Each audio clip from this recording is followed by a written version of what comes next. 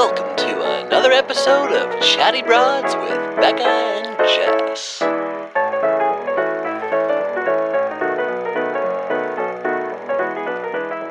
Hello. Good morning, broads. Rise and shine. Rise and shine. Rise and shine.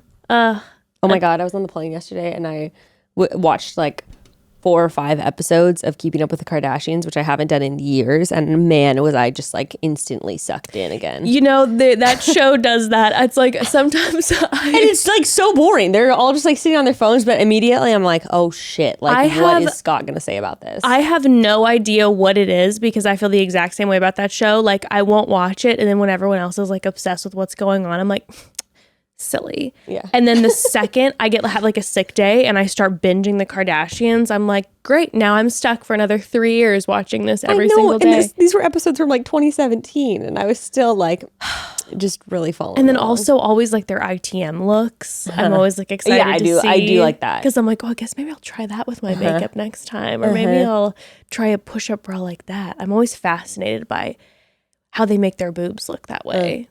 And you know, she says it's all tape and stuff, which I obviously doubt it's all that. But I've tried a lot of things. plastic surgery and a lot of tape. Yeah, lots of both. And there you have it. Lots of both. Well, this is not a Kardashian recap, even though, you know, maybe one day we'll get there. R.I.P. Kardashians. We are diving into, is it the 7th episode, I think, of this season? Oh my God, I thought it was 6th, but I think you might be right. It might be 7th. I thought it was the 6th too, and that's what I was reading everywhere. But then when I was looking at over our recap numbers, I think it's 7th. And this was the Great Exodus. This was... Yeah, you're good at this stuff, so tell me, do you know how many guys are left? I believe there are 6 men left. Okay, all right. So next week is the week before hometowns. That's wild. It's either 6 or 7. But that's crazy. This Regardless, is going I think so hometowns quickly. is in 2 weeks. Yeah. Which, by the way, speaking of whenever things are going to air, I don't know when things are going to air. We don't have the schedule. Something that is a terrible, terrible bit of news is that there is a chance, broads, I'm going to tell you this now in preparation. My sweet, sweet father planned a trip to Puerto Vallarta. I think you're going to miss Fantasy Suites. My sweet, sweet father planned a trip to Puerto Vallarta. When I tell you 1.5 years ago, I mean the day the pandemic hit, my father was spiraling and he was like, I'm planning a trip right now. And this man started to work and he crafted a trip. Probably so cheap. Every moment is planned. He has something happening every single moment. He has gone above and beyond. As we have gotten nearer to the trip, person by person has been like, I can't do it. He is, when I tell you the man is devastated, like daily looking out sadly out of his window, that's my dad. And so he found out that Evan couldn't go. My stepmom, everyone's dropping out. And now there's only like 2 of us left.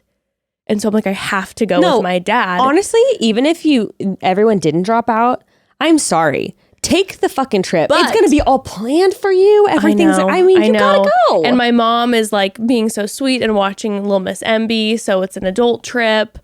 But the point is of this spiel is that I will be missing an episode. And we thought by counting it out that I'd be missing Men Tell All. And I was like, perfect, not a big deal. It might be Fantasy Suites, or what if it's the fucking finale? I don't think it will be, just because, like you said, I think there's 6 or 7 guys left, which means next week is pre-hometowns, which means 27th will be hometowns, which means 3rd will be Fantasy Suites. Okay, well, that's going to be... Unless a bunch of shit goes down the week of Fantasy Suites, in which case it might still be Men Tell All. But there's no chance in hell it's the finale. Because August 16th is BIP starts officially. Right. But now we wonder... Oh, wait, you're right. Oh, ooh. Yeah. So they could be like doubling up on episodes. I think if anything, it'll be Men Tell. Also, let's be real, broads. The Olympics is coming up. And so how are they going to be airing this during like the 2 weeks of the Olympics? I don't know. I feel like we're going to get a weird schedule. There might be double episodes on that week that you're gone and the next week.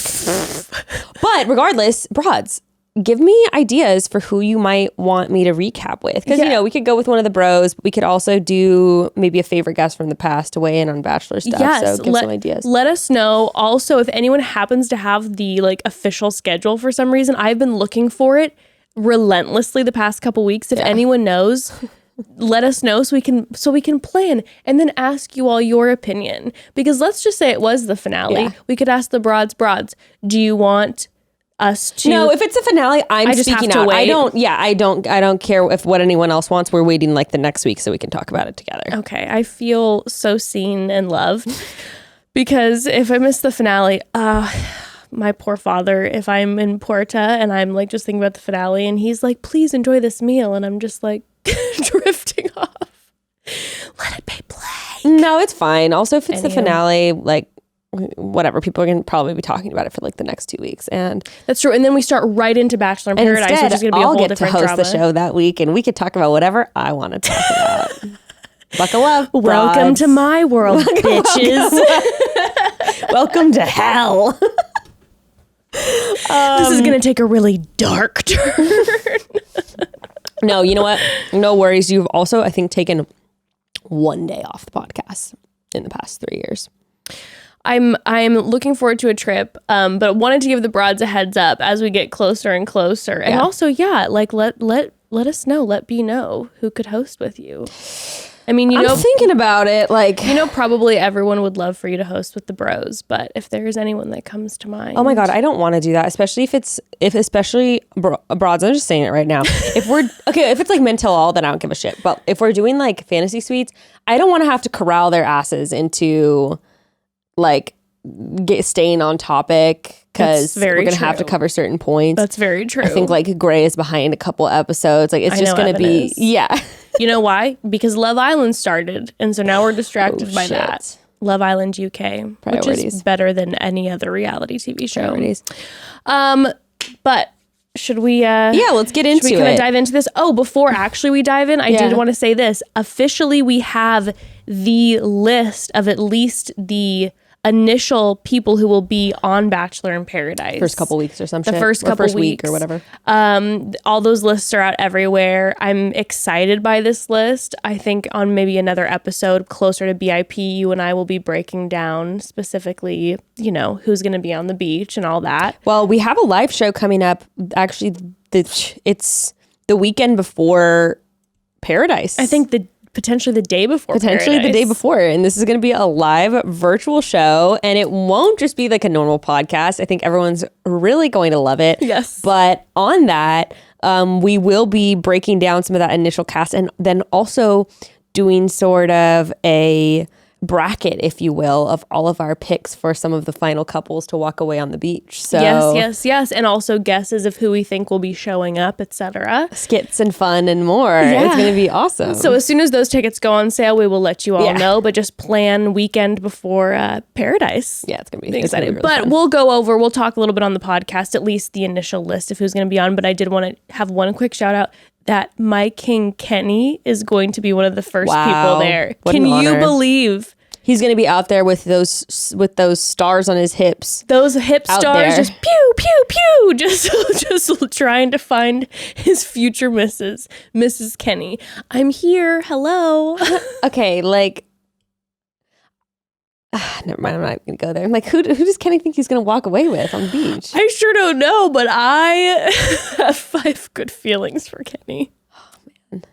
I think Kenny is going to cause so much drama, and I'm so excited. You think he's going to beef with the guys or something? I think he's going to like really be protective of his crew of guys that he was on Claire and Tayshia's season with, and I think he's going to beef with all the other guys. Wow. It's going to be like his crew against everybody else, and if one of those guys, God forbid, from like, for instance, Katie's season, likes one of the girls that his friends likes, ooh boy.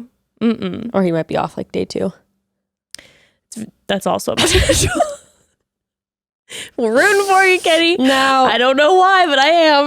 I have to say this episode was kind of maybe the most boring so far in my opinion. It was. You know what's so funny is that it was like there was all these big, drops about like, oh, it's going to be so exciting because there are 5 guys getting axed. But I completely agree with you. Like by a mile, my most favorite part was seeing 2 of my favorite drag queens. I could not even believe. Like, let me tell you, not only are these 2 drag queens, this is like, if you watch RuPaul's Drag Race, this is like drag royalty. So it was like, oh my God, to see these 2 queens in the flesh. But even with them, I was so excited, and the guys really did not. They were like, the library is officially open. It is time to read each other. It is time to throw shade. And the guys were just like, that fell flat. It was hard. like, come on, you guys. Do you remember on Claire's season when they had the roast? And it got pretty intense. And they were coming for each other. Yes. You know what? No, now they're all just fucking scared of Aaron and the mob who are going to true. That's true. They're just quivering. It's just we are nothing but grateful and loving towards everyone in this home. We don't want James to pull us into a side room and give us a lecture, give us a little threat. We're trying to avoid that at all costs. But for real, everyone was just so like, it was like, well, like you so much, Katie. When Greg read the poem and Miss Shea Coulee was rolling her eyes back as far as she could in the back of her head and was just like, if that's how you make love, I don't want to know. I was alive. I was alive.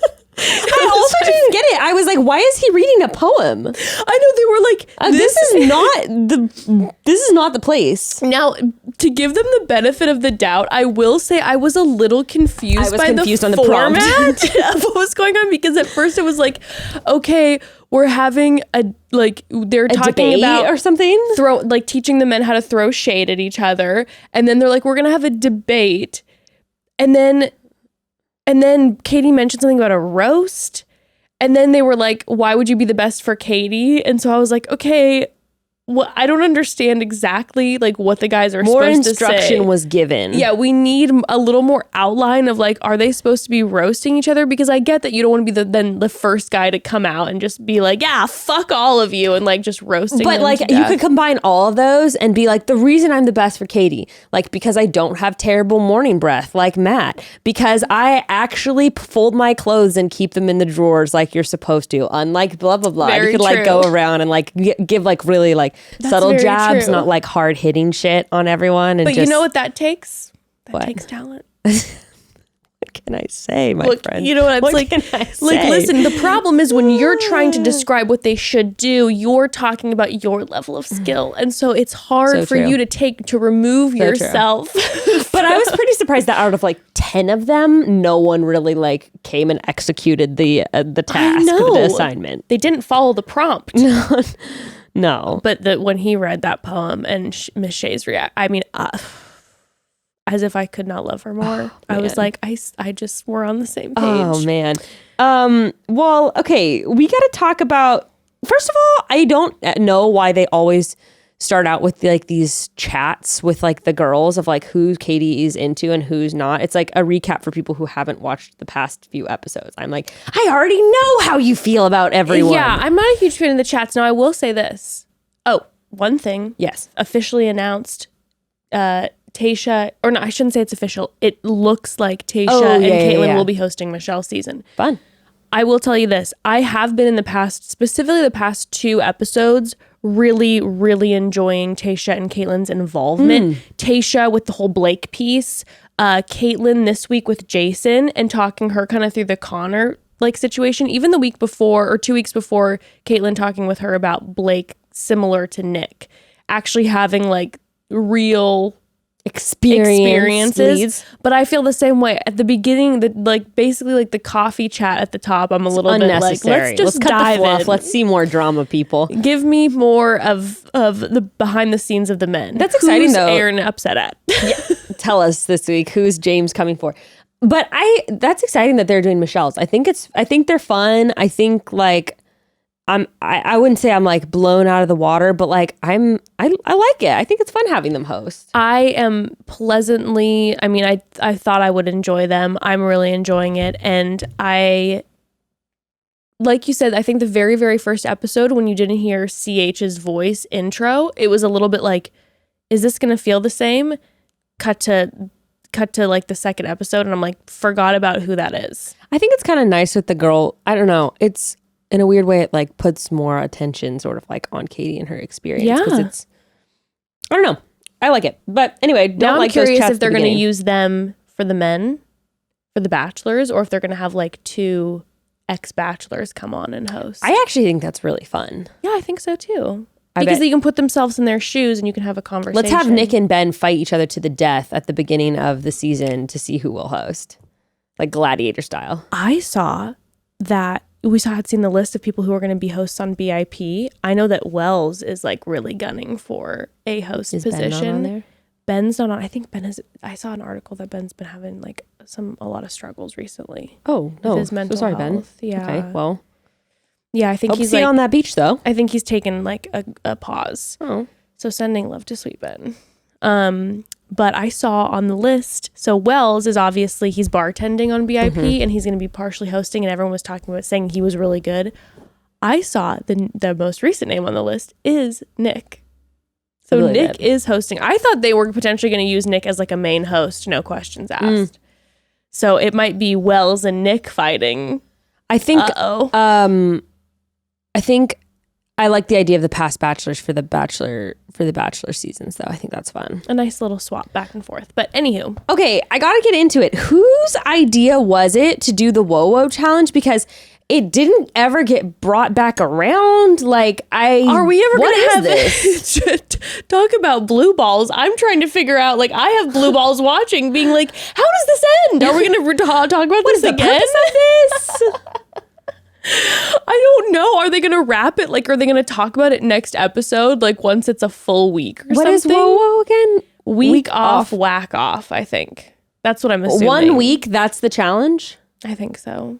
Okay, come on. If you can't do 1 week, Blake, I'm looking at you. You need to like evaluate your life and calm the fuck down. I mean, Blake, when I say Blake gave us his daily step-by-step schedule of his jacking it was an hour by hour. It was like, well, sometimes I wake up and you know how you get when you wake up, and then I let that loose, and then I make a nice morning coffee. I take a nice drive, and then I think, should I do it again? And then I feed my dogs. And it was literally like he had a schedule for the week and then the weekends. I kind of feel about like talking about masturbation the way I do about like pooping or farting. It's like, yeah, it's normal. I think it's great. Actually, it's more fun. It's more fun to talk. I hate talking about pooping or farting. The masturbation thing's kind of more fun, but I'm still like, why? It feels... Is this part of the sex positivity?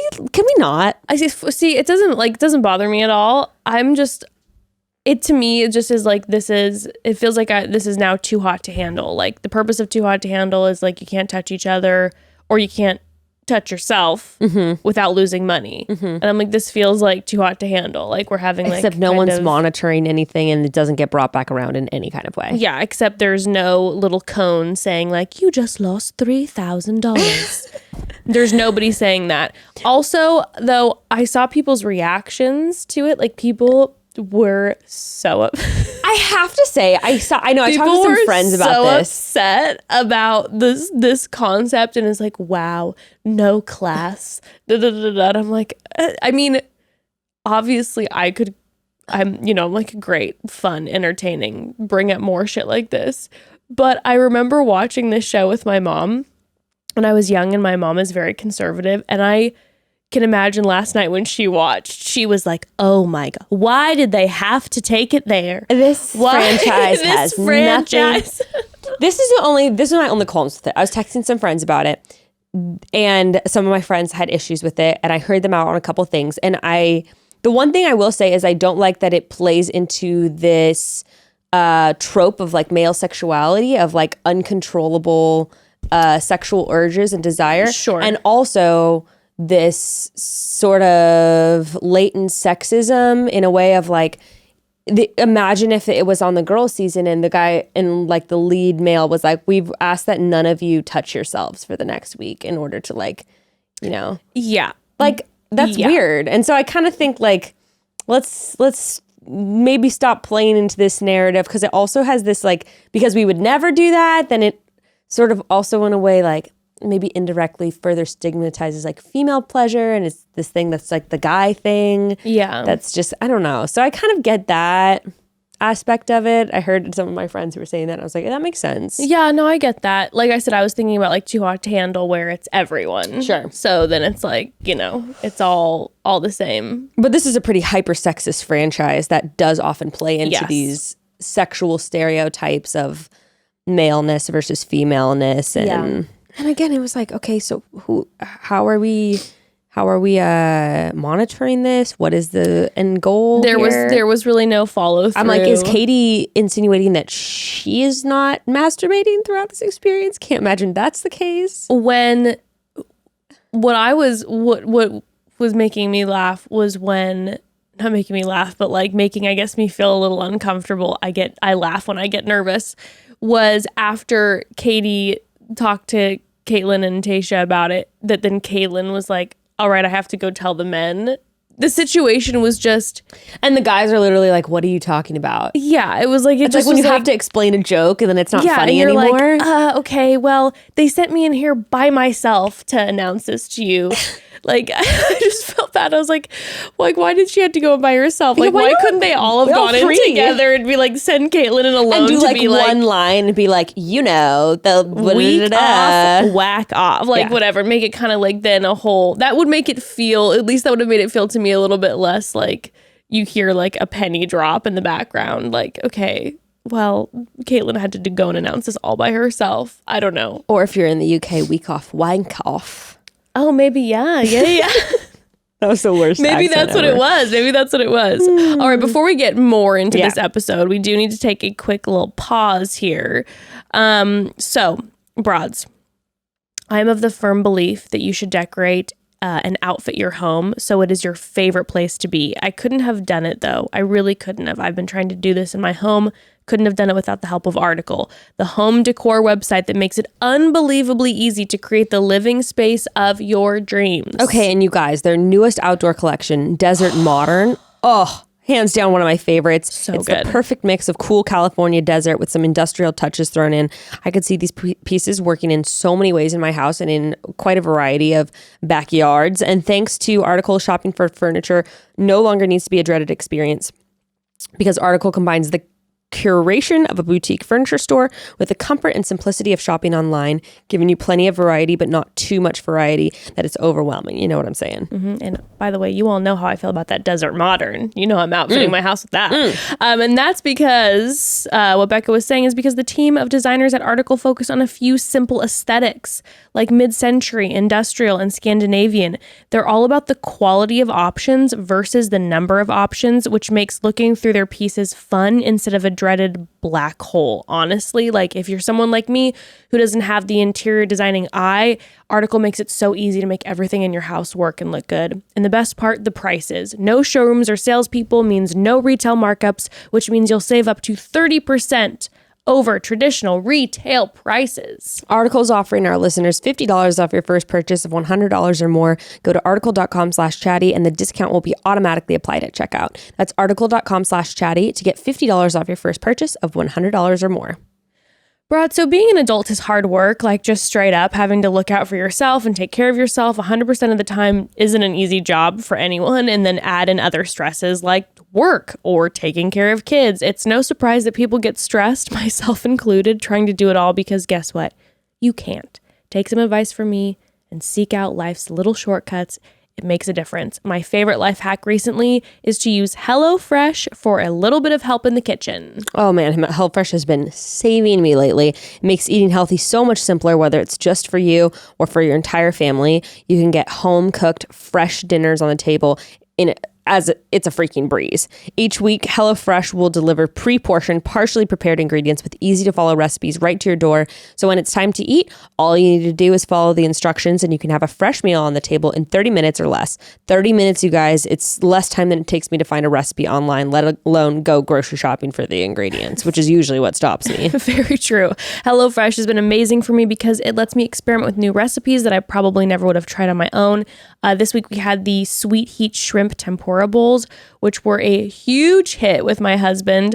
I also love that because the chopping and portioning are done ahead of time, my daughter can help out as much as she wants without me having to worry about her hurting herself or accidentally dumping an entire jar of spice into the dish. And yes, I am speaking from experience here. HelloFresh takes all the stress out of making meals and makes it fun. Go to HelloFresh.com/14chatty and use code 14chatty for up to 14 free meals plus free shipping. Again, that's HelloFresh.com/14chatty. Use code 14chatty for up to 14 free meals plus free shipping. Woohoo. So they have the WOWO date explain or whatever explained, challenge explained, no follow through. I will say props to Connor B, who has potentially the most jerking at puns I've ever heard. Like, he went for about 17 lines, and one of them, my most favorite / most confused, was he called it "No More How Do You Like Them Apples?" I don't even know how that works. I think you know what, guys, I'm going to say it. I'm glad Connor B is gone. I was getting so sick of him in this episode. Really? Yes. When they read his one-on-one card date and he had his whole little like monologue and see my heart. Listen, Connor B is not for me to date, but Connor B, especially the way he handled how she ended it, I was so impressed. Yeah, he's a sweet guy. He's just so damn annoying. He can go in and out for me. He can go in and out for me. I liked him up until like the past couple episodes. I'm just like, all right, time. guy. Also, I think a lot of that feeling, at least I'll say for me, is when you know, for in this case, the lead has such a big the ick factor that you're like, it just is time. I feel it through the screen and I put it on myself and I then start to feel it because I'm like, oh, this episode, her date with Connor, the level of ick that she was feeling during the date portion was so big. And I felt for him. I couldn't believe he wasn't picking up on it, to be honest. But I was like, Katie, just cut it mid-date because it's so clear that you just don't want him here anymore. Like, you like him, but you just, like, you are dreading kissing him. It's just a little thing before their date where he was like, she wants to spend more time with me. I was just like, stop it. This is like actor vibes to me. You know, anytime there's a date that has any sort of that pre-monologue that's like, and we're gonna be so happy together, that's when they always get cut during the day, always, when it's like, did I call that he's gonna get sent home on a one-on-one, by the way? Yes, you 100% did. I also called that Justin was getting a one-on-one this episode. So she is a priestess. I am a master of the algorithm now, or the master of the it's not much of a prophecy. It's just you watch too much of the damn show. Well, still give yourself some credit. Thank you. Credit where credit's due. So I say we save talking about, like, because throughout this episode, there's like right in the beginning part, it's Hunter talking with Greg, and then there's guys talking about Greg. Let's like lump that all into one conversation and consolidate that. So should we talk about Justin's one-on-one date? Yes. And with Justin, so this past week, actually, there were some pretty problematic tweets that surfaced with him where he was using slurs relating to particularly the LGBTQ community, and he also just made some like just kind of sexist, gross stuff. But he already went and addressed it head on Bachelor Happy Hour podcast, actually. Yeah. So like Becca said, these tweets came out a couple days ago, and I've just been kind of waiting to see if he's going to address it and say something. And so I'll just say this: if you have not listened to the Bachelor Happy Hour episode, yes, I would highly encourage you to do so, because Justin, you were mentioning before, Becca, how you saw kind of like little lines from the... Oh, yeah. Like when I Googled it, there was like some little PR statement things, but he really actually gets into everything. And there's a really great, pretty decent sized conversation on Bachelor Happy Hour. Yeah, he talks about, he addresses it. He apologizes. He talks about kind of some of his past. He talks about what's currently happening now. They actually have a really good conversation too about microaggressions, and would highly recommend listening to that. Again, Becca and I kind of talked off mic a little bit. It's one of those situations where, yes, the tweets were not good. And I know some people moving forward, if you were hurt by that, I obviously want to take time to have the space to acknowledge people's hurt. And if moving forward, it's like, hey, listen, like after hearing that, like, this is how I feel moving forward with Justin, want to acknowledge and make space for people in that way. But also would highly recommend listening to this episode. The tweets were like from 10, 12 years ago. He makes sure that he doesn't write it off because they were old, and really does talk about what changes he's made and all that. So yeah, and I think context is really important. So I didn't realize when I read these tweets at first, and then when he was talking about it, I was like, oh, he was like 13, 14. And to me, I was like, okay, so then for me, what matters here is how he acknowledges it and talks about it. And I thought that it was a really great conversation. Yeah. So I was like, okay, like I really appreciate the way he handled it. And yeah. So again, if you haven't checked that out, you should do so. Okay, they are really getting desperate with this Franco dude. We need more Franco. Franco. Now he gave some fire, girl. Some fire advice. It's like like I was saying last episode with Katie, when all of a sudden she was like, "Ooh, Greg," and he's like, "Do you think he likes you?" And he like and she's like, "Well, I hope so. He's here." And I'm like, Franco is coming in, and Franco is really telling the truth out here. And I think Franco. Talk about someone fighting Nick Viall for the job. I think Franco wants this position. And I have to wonder, like, is Franco like a extra cameraman or something that's putting on a shtick? Why is he always here? Like, Franco's been part of this franchise for so long too. Oh. They have like old clips of him. Like he's been doing the photography for a long time with The Bachelor, like doing all these like fashion photography dates. Wow. So he's been around, and I think during quarantine, it was really his time to shine. People really they fancied him. He showed up on screen, and people were tickled by Franco, and so then they had him like come back and then come back again. And now they're having him, he's double dipping. He's doing 2 episodes in a row. That's where I'm like, they're really getting desperate for hosts here. Because Franco is like, you know what? If you want, I can host. He's like, I'm going to stay. Ladies, move out of the way. I got Franco is here. I got this. But not only is Franco back, Franco is pretty much doing the exact same date that he did with Tayshia and Zach. Yes, definitely. The whole wedding dress scene They thing. just kind of upped it a little bit, because not only now are they making, like how they made Tayshia and Zach get into full bridal gear. Now they're making them actually get married. Now they're making them literally get married. Becca, they made them get married. She walked down the aisle. He was in a tux. She was in a dress. They had to write personal vows to each other. These people, they don't know each other at all, by the way. They've had maybe 20 minutes of alone conversation together, and they're writing vows, walking down the aisle, writing vows. If I was either Justin or Katie, I would say that I'd be borderline angry, because I'm like, hey, this is kind of one of those things, one of these moments that in my life I think about maybe having one day with my actual fiance. And now you're not just having me dress in a wedding dress and a tux. I'm having to write vows and walk down the aisle. And there's also a decorated, fucking trellis. Like, this is a wedding. I felt like Justin was trying so hard, bless his soul, to play the part of the husband groom. Justin was trying so hard. He was trying so hard to cry when he saw her walking up. And honestly, I have to acknowledge the fact that I feel like he handled the date very well. I feel like if I would have been in Justin's shoes, I would have been panicking a bit. Like, this is really extreme, and what the hell did I sign up for? And I feel like he stayed very calm the whole time. Even when favorite moment of the date is when Franco pulled Justin aside and was like, let's talk, and like poured him a glass of champagne.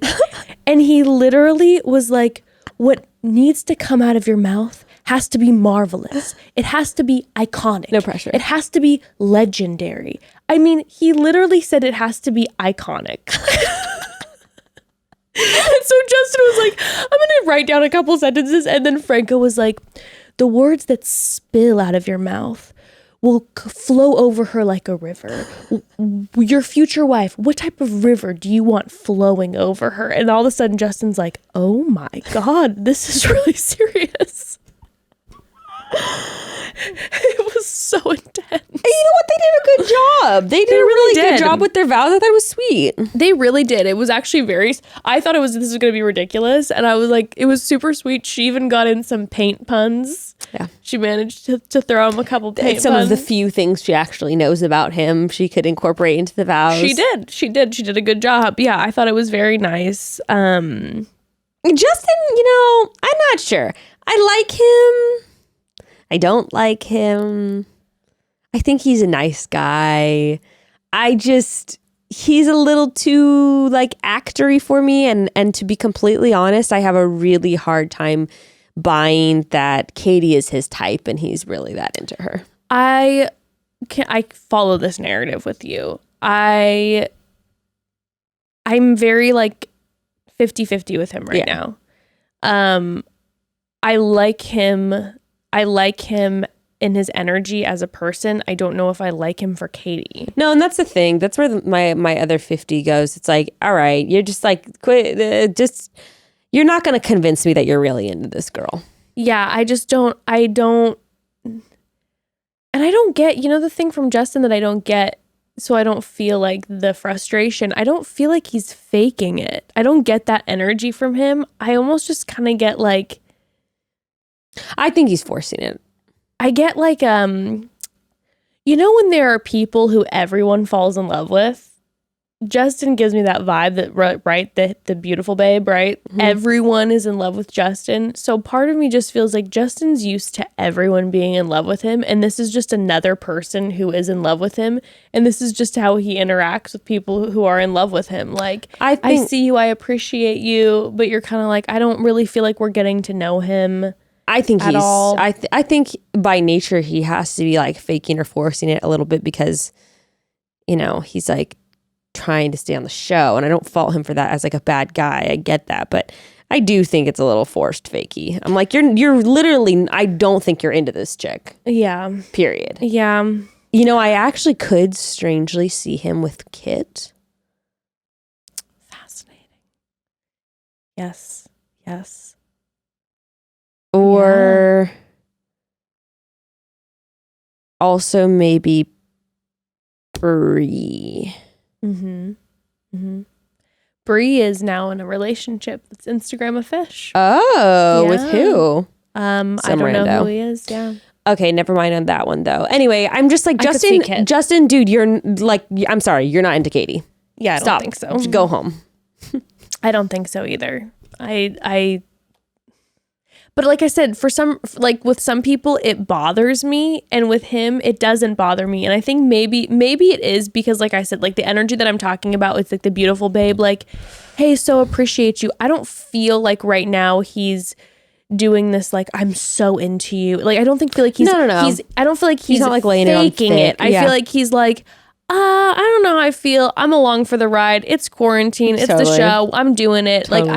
I'm kind of whatever about it. It doesn't bother me. Well, based on my prophecy of him being in the final four, I do think it's kind of I don't know. I don't think he's being... It's like this. I don't think he's being intentionally deceitful, but I don't think he's being fully honest. Because if he was fully honest, he'd be I don't want to waste your time. True. So... I don't think it's a big thing. Don't think he's a bad guy, but I am just kind of all right, you're killing time, my man. We'll see with Justin. Now, I will say, wait. Yeah, go ahead. No, I was just going to talk about the night portion. The night portion. Which I was going to say, what's very fascinating to me about Justin, though, is he says almost nothing on this date. And Katie, maybe she's it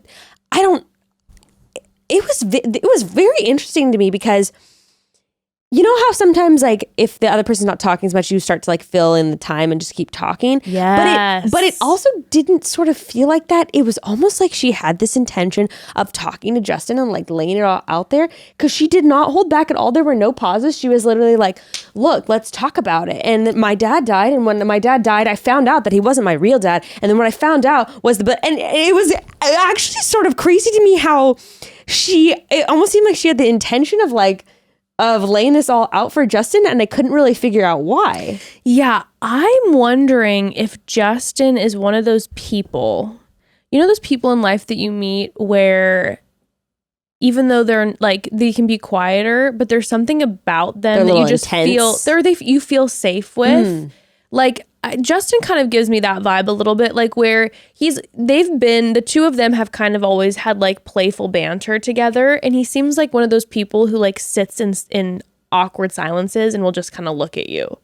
You know what I mean? So I'm wondering if like there's this level of maybe safety there with him. So it's either that, it's either safety and comfort or intensity of this quiet person where you are like, or he's just where you're like, I need to try to connect with this person, so I am going to... Exactly. I have to fill the space here because he's looking at me with those beautiful eyes and it's dead silent. And he's so hot and comfortable with this, and I'm uncomfortable and I need to now tell you more about me. Or you're hoping too, like maybe he will reveal some vulnerability about himself if I just lay it all out there. Or there's the safety there. Or there's the safety. Or both, honestly. Yeah. It could be like, I'm trying to fill a space and trying to get something out of you, and you're not the kind of guy who's going to weaponize any of this against me. So what the fuck? Might as well say it all. Yeah. But I have to say, I don't get the sense that Katie is like, we don't see the same vibe as her with, say, Blake. No. Where it's like or Greg. Like there's I don't feel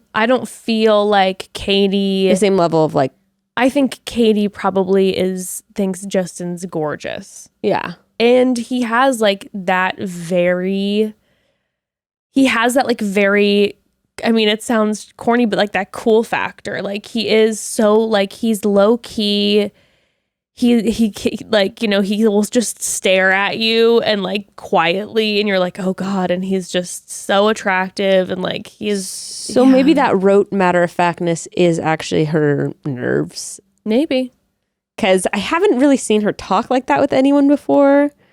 I don't know. It just really struck me as very like she was just like making her way through all these different points, and I was kind of like, whoa. I know I'll do that when I'm very nervous. Yeah, me if too. I'm like on like a date or I'm meeting somebody and I sit down and I think they're really hot, I'm like, so let me tell you my life story.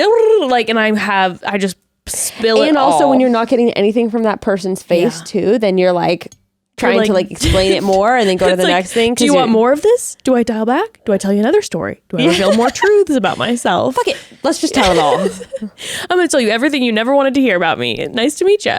But that was wild, by the way. She drops that. Okay. Whoa. She tells him about her dad passing, but then says that she finds out her dad wasn't her biological dad after he died.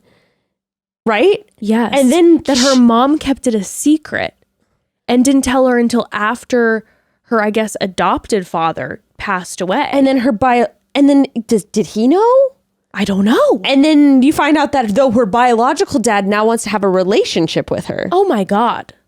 So I'm like, and then she's dealing with that like, you know, I want to be accepting, but then when I see him, all I do is think about her dad, like, you know. Yeah. But man, Katie, I mean, the fact like that was so intense. Yeah. And Justin was kind of like, wow, I'm so sorry to hear that you've gone through this. He was like, whoa. I mean, I wouldn't know what to say. You're like, that situation is so intense. You're just like, Katie, like I would like, if I was her friend sitting across from her, like, I would hold her hand and I'd be like, I don't even know. Like I have no words. And I like, if you want to keep talking, if like you want to keep talking about it and like tell me more, like I'd love to hear more about it. But if not, like I appreciate you sharing that with me. And like, geez, I wouldn't know what to say. I feel like Justin, even though he was, you know, like clearly rattled by it, I felt like the way that he followed up was really good. I feel like he was just wanting to let her know that like he wants to support her. Yeah. Cool. Well, yeah, I mean, that was intense. And so then after having this intense moment, of course, bring in a musical artist to wrap it up. Now, this guy, Max, is huge. So this is actually a really big artist. And his story is actually kind of funny because he like asked to be on the show because he's a big artist. He asked to be on the show because during the pandemic, I think his wife had just given birth to their first kiddo. And so they were like home, obviously pandemic, they're home. They're kind of just sitting around with their kid. Yeah. And he had never watched the show before. And they binged like all 20 something seasons. Amazing. And he's like, I'm a super fan now. Get me on the show. Amazing. So that's why he went on the show. Oh my God, that's awesome. Which is really fun. And so now he was like, he just wanted to like go on the show to like be on the show. I love that. What a fun fact. Yeah. I will say though, you know, if my prediction is correct and Justin makes it to Hometowns, then I am super interested to find out about his family and we'll know more about him then. Cause I feel like I just feel like I have no clue who he is. I know. I'd like to get to know Justin more, like, especially because like what he does is interesting. I want to know, like, is this what you do? Are you an artist full time? And what does that mean? Like, do you sell your paintings or do you do murals? Like, you know, do you do like bedroom Noah's Ark paintings for people? Or are you in galleries? Like, what do you like? I want to know. Google it. That's very true. That's a work for another time. Okay, but okay, it wasn't awkward. No, it wasn't awkward. No. The dancing. No, I don't see. It wasn't the same as when her and Blake were dancing. I don't see Justin, like you were saying, it's a cool factor thing. Justin isn't an awkward person. No, he's not. He's very self-assured. Mm-hmm. And I like that about him. He's very confident. So Justin doesn't have awkward moments. He makes other people feel awkward. That's true. That's very true. And he did, I will say, when they started to, midway through we're watching and he started doing the neck kissing, I did feel all the chills go up and down my body because Lord knows Mama likes, the neck kiss does me in. Oh yeah, me too. Oh my gosh. If you're standing behind me and you start doing the neck kiss, it's over. It's like officially game over. For sure. Yeah. For sure.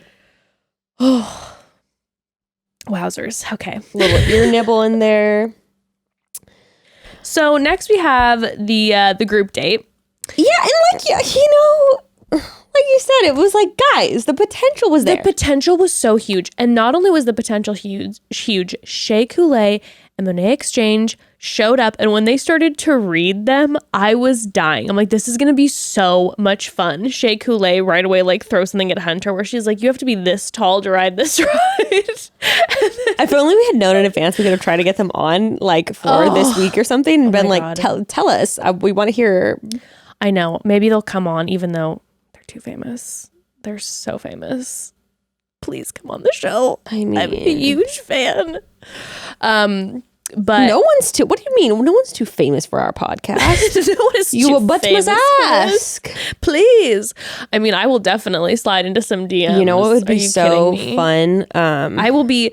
If they were to come on, if either one of them were to come on the show, you will see me be kind of like a bumbling mess, like starstruck. Well, we should try to have like a famous or semi-famous drag queen come on to do a cast list with us sometime. That would be incredible. That would be fun, right? That'd be good.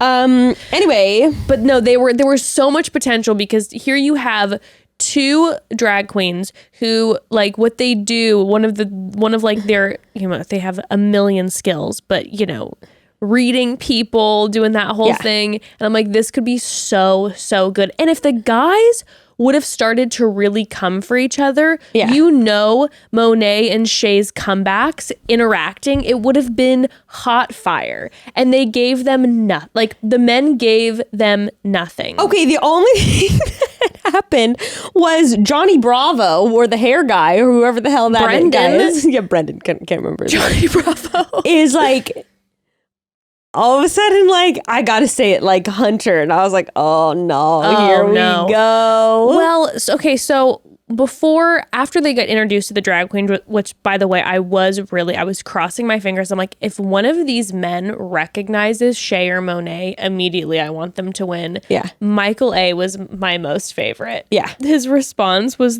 he was like, Michael A just is my favorite. Two beautiful drag queens. He's like, if it's a drag day, I'm going all the way. I'm going all in. Like, looking forward to that. I'm like, okay, I want to see Michael's drag alter ego. I think he thought that they were going to do a full like drag like makeover on him, and I was like, oh my god, yes. And Michael A was like alive and living for it, and I was so excited. I love that too. And I have to say, like, I just think all around, like, Michael is such a catch. He's down. He's got that low key sexy vibe, sexy energy. Yeah. He's got the sad ass story. Yep. With the dead wife. He's got the kid. He's got I think we said it before. I think Michael's going to make some woman very, very happy. We love him.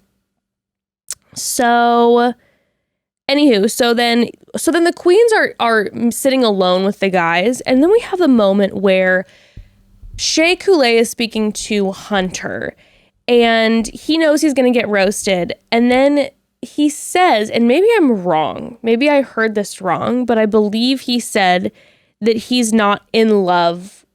He said, I'm not in love with her yet. I don't think he said that specifically. I could be wrong, but I think he's like, oh, I don't know. Like, I think it was sort of roundabout. I think Shea asked, are you in love with her? And then he said, I think something like he's not in love with her yet, but he hasn't had enough time to explore. Because later in the debate, he used the term falling, but he didn't say, I'm in love with her. See, I thought, and I could be remembering this wrong, I thought he was just sort of like, oh, I don't know. Like, I don't know about that yet. Like, I don't know if I'm there in that place yet. Yeah. I felt like the way that he responded to it to Shea, I felt like it was perfect because I felt like it was a very like direct, honest answer. It's like, I'm not going to tell you I'm in love with this person. I haven't had enough time to explore it yet, but I really like her a lot. Yeah. I'm mentioning that then because in the conversation later, Trey, I think like, it was another situation, basically what happened last week, where I get both sides of it. Where it's like, I get that Trey heard something, and then he hears Hunter seemingly say something different, and he's like, hold on a second. Are you not being honest now? And are you faking it? And then on the other flip side, I hear what Hunter was saying, being like, no, I'm not in love with this person. But then when he's just kind of going, I don't know. And also, of course, it's like when you're put on the spot in front of everyone and ask, are you in love with her? Yeah. Like your brain, especially like just what we know of Hunter, I don't know. I feel like he's not, and this is no shade, but I don't feel like he's like super, super like quick. Yeah. So like some people just aren't as quick with like the comebacks and like what to say in the moment. I feel like when you get put on the spot like that, a lot of people are like, oh my God, like if I just say no, like that's not exactly true. And I don't want her to think I don't care about her. But do I like love her? No, I'm not there. So it's just like, yes, I'm falling in love with you. It's like you do what you can in that moment. And it's like, yeah, I think... Was he just going to be like, no? I do not think that there is any part of Hunter who is... intentionally deceitful. No, I really do not. Now, we end up... Let's maybe now talk about the initial discussions. Okay, so this is my question, by the way. Because I have some thoughts. This is my question, by the way. Yes. Was this a conversation? Okay. What we're going back to is early in the episode where Hunter is talking with Greg and says something like, between me and you, like, I think we're both in the top 4, which Greg and I were like dying, crying, laughing. I don't know why. Like, not that she's not into him, but I was just like, oh my guy. And he said, no, he goes, it's going to be me, you, and Connor B. And I was like, wrong on 2 accounts. Yikes. But, okay, this was my question then. I'm like, was Hunter saying this around the house? Or did a little birdie get in everyone else's ear about said conversation? Becca, I would like to plead my case. Here. Let's listen to you. Take the stage, my queen. So, in previous episodes, we have discussed this. In fact, we discussed this specifically with Thomas, how Greg is always there and dropping in maybe a little hint or two to the men, but the second Katie comes in or the actual person, it's like a back. matrix, like, yep. But when he's talking to his friends, all of a sudden he drops little hints. And even in the Thomas episode, he used a couple phrases that then the guys locked onto and were using. Now, in his conversation with Hunter, Hunter's having this back and forth moment with him, and Hunter's just like, man, well, listen, I thought you were going to get the second one-on-one date, which never happens. And Greg's like, oh, I wouldn't know. I don't watch the show. That happens sometimes, right? And Hunter's like, yeah, sometimes it happens. And let me tell you all about the ins and outs of the show. Obviously, Hunter's a super fan. He knows all the lingo. He knows all the here for the right reasons. He knows all that stuff, right? So Hunter's having his moment where he feels special being like, hey, I know all. He probably this whole time has been the guy that all of a sudden when producers are like, okay, everybody stay inside, that they go, Hunter, what do you think's going on? And he's like, well, sometimes in the season, they might be bringing in somebody. Like, he knows that's his role in the house. And I was doing that on our season. Sure. Me and all the girls today, they're like, well, like, do you think we're gonna have a 2-on-1 this week? Like, or maybe, I guess usually it's like in week 5 or 6. So like, do you think, I bet they're gonna like probably keep blah, blah, blah on to be on the 2-on-1. I mean, come on. Of course. So Hunter probably knows more than all of the other guys, gentleman. right? So then he probably has that information. And now he's giving Greg this moment where he's like, I think she already has her top 4 and we're in it. Then in his ITMs, we hear Greg say that Hunter seems a little calculated, that he's a super fan of the show. But then Greg says, I'm not looking for any drama. Now, later in the episode, we hear Mob Boss, Aaron, all the other guys talk about how, and use the exact phrase, calculated and super fan of the show. But then Greg again says, I'm here for Katie, though. I'm not looking to get into the drama. So I don't think Hunter is going and telling the other guys in the house that he thinks he's part of the top 4. No, Hunter is having a chat. So of course Greg has told James, Mob Boss, is using these phrases, and Greg's the one sprinkling in calculated, super fan of the show this whole time. He is using the men for his dirty work. James and Aaron are like the king and queen, and Greg is the firm. 1,000%. This dark 1,000% figure in the corner. Talk about calculated, like you said, sprinkling in and just being like, he is the voice in the ear, like, you know, the in all the movies where it's just like the Jafar character just kind of this mass voice being like, and when you do see him, make sure you finish him, coming through the screen. Listen. And then it turns out to be like this small man on a computer, you know? Yes. Yes, a very Wizard of Oz-esque moment. Exactly. But this whole time, every guy that's been removed from the house where there's a union that has started, Greg has always agreed and has always been dropping these things, but will not say anything to Katie and will not be one to speak up ever. But the fact that the exact verbiage that he uses was what the men used later, because they kept saying calculated, super fan of the show, and those were the 2 things that Greg said. And Greg was obviously the one who told them. So you of course, he's stirring the pot behind the scenes. Of course he is. But he's just not going to be the one because he's smart. Because he's calculated. He knows that Katie's not going to be into the person. No, you know what he's doing? Oh, it's so genius. He's cutting the legs out from everyone. He's like taking the Achilles tendon, like hostile style, going behind these men. Yes. But in the process, incriminating all the men who are doing the dirty work, because time is going to expire for those fools where, you know, a few weeks in, it's like, oh, do I want to be with these guys who are just constantly like breathing down other dudes' necks? No. So in that process, he indirectly has eliminated like 7 or 8 dudes from the competition and on his own. And let me go back to a moment, and then we have to read some ads, but let me go back to this moment. We remember the moment where Katie pulled aside Aaron about the Carl situation and said, what's going on? And Aaron said, I can tell you all the guys in the house, they're great guys. I don't know what he's talking about. I'm a good guy. All the other guys in the house are a good guy. And then Greg came to see her, and Greg literally said, like, I don't know, you know, I can only really speak for myself. Wow. So Aaron, though Aaron is the drama starter and picking out certain guys, he still is trying to protect who he believes are there for the right reasons. Greg, on the other hand, Greg's worrying about Greg, which, hey, strategy of the game, but something to make note of, my friends. Something to make note of. Something to note. All Interesting. Right. Well, now let's talk about some of our favorite sponsors. Something else to note, broads. So my daughter Ember, like a lot of kiddos her age, has endless curiosity, and I do mean endless. Something I really struggle with is making sure I am constantly feeding that curiosity and challenging her brain with activities and games while also building her confidence. It's a lot to manage. And while we're on the subject, if you play a hand in fostering any young learners' minds, bless you.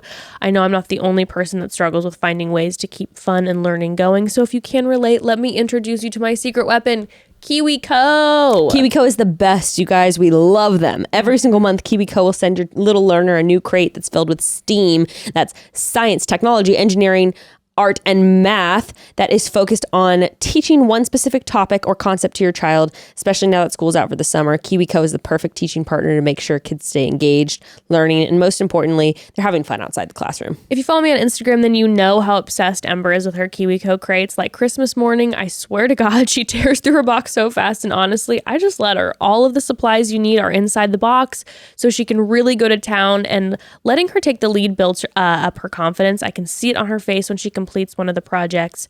Every month is something new, but I can honestly say she has loved each and every crate equally. With KIWICO, there's something for every kid or kid at heart every month. Get your first month free on select crates at kiwico.com/chatty. That's KIWICO.com/chatty. Summer is here, like here, right now. We are in it. If you need proof, just consider the fact that a good portion of the country is seeing temperatures in the triple digits right now. Okay, that's a little too hot for me if I'm being perfectly honest. But thankfully, I recently got my FabFitFun summer box in the mail, which has perfectly prepared me to have the greatest summer, even despite the fact that I'm moments away from melting. FabFitFun Summer Box really does have everything you need to beat the heat. If you're not a FabFitFun member, consider this your sign, because now, for the first time ever, FabFitFun is 100% customizable. Yep, that's right. If you sign up to become a FabFitFun member, you get to pick each and every goodie in your seasonal box. And trust me, that's going to be a hard decision because there are so many amazing products to choose from. Seriously, it took me hours to decide which items I wanted in my summer box, but I finally decided, and let me tell you, broads, mwah, perfection. So many good things. I personally am dying over my new Corksicle 12-ounce wine tumbler with a silicone straw, because who doesn't love that little wine walk in the summer? It's the perfect Saturday evening activity, if you ask me. Order your summer box today. Sign up now so you can snag amazing products like the Corksicle wine tumbler or the Society 6 outdoor blanket for those warm days at the beach when you customize. And by the way, these are all full-size products too that you're customizing with. So when you visit www.fabfitfun.com, you can receive 50% off your first box. Just use coupon code CHATTY. Again, that's coupon code CHATTY. You're going to get 50% off your first box at www.fabfitfun.com. Okay, so going back then to the debate portion, that's when all of a sudden we see everything crumbling. Yeah. Like you said, Brendan just comes out of the works and just starts kind of coming for it. Aaron calls Hunter a leprechaun. James then says he's calculated. He's a super fan of the show. I was picturing Hunter on some every rose has its forum, something, And I'm like, oh, is he a Redditor? Probably. That's probably what it is. He probably is, which it's like, hey, I mean, whatever. It is what it is. You go on the show and you know what you're doing, and that doesn't, just because you're a fan of the show, I don't think discredits the fact that you might fall in love. Sure. Or again, the whole thing, it's the whole Thomas situation all over again. It's like every person who's on the show has had the thought that maybe this will help grow their fame, bring opportunities, send them either to Bachelor in Paradise or make them the Bachelor. Everyone's had that moment, whether you are a super fan of the show or you've never watched the show before. I don't buy it. No. I think maybe there's one every 100 guys who literally just randomly stumbles on the show and is like, I don't really know anything about this. Now, what I wanted to talk about, before this group date, I just did want to talk about the guys talking about Hunter with the top 4 thing, because Mob Boss was just leading the charge. And then later, like after that group date, it was just like the Dark Lords assembly. They were like, oh my God, come, yes. let us talk about how we might get this this scum out this of the guy, house. yeah, wow, we went clean this scum off the bottom of our shoes. I know. And then they're like, Hunter, out. And Greg was never there. But it started with Greg. It started because with Greg. Hunter and Greg had the conversation.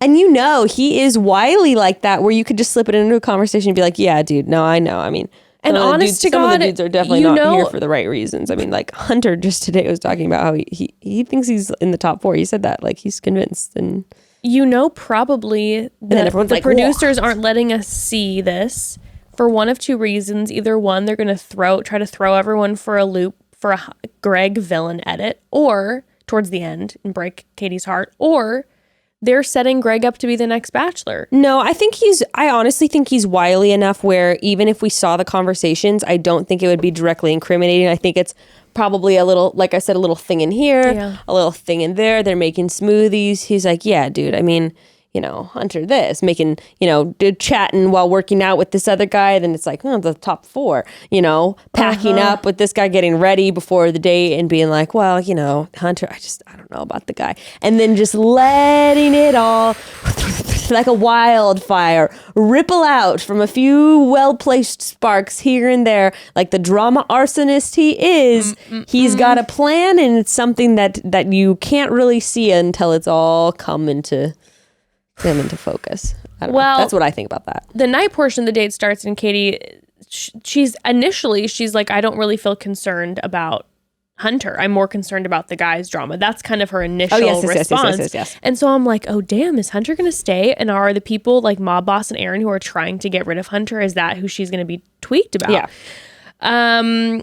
So, okay. A couple of the conversations with the guys. Yes. One, Andrea said he's like confident as he was like he was confident that their whole thing was like unmatched, and then went in for the kiss, and I was like, no. And I was like, you're super cute, but no. Definitely Greg and Blake are beating that one out right now, that's for sure. I know. And then Greg's conversation with her. Okay, another moment where it's another one of these conversations where it's like, if I was a viewer and I was like, I like Greg, it would be another conversation where you're kind of like, okay, a nice sweet moment with them. But all I could think about was in the conversation where there were 2 things. Number one, he made some comment where he's like, I don't ever like talk about our connection in front of the guys. Was an interesting take. Some guys do it, some don't. It's a different, whatever. I think he's avoiding any sort of confrontation in the house by not bringing up their relationship. But then the biggest thing was that Which was interesting in the context of him just delivering a romantic poem to her that was not really even part of the prompt of the group date. Yes. Because he kind of went out of his way to sort of talk about his feelings for her in front of all of them. Yes. And so he was saying like, oh, I feel embarrassed because I normally don't say, like, talk about our relationship with the other guys in the house, which I bet when he said that, and again, this is a moment, I bet it hurt her feelings.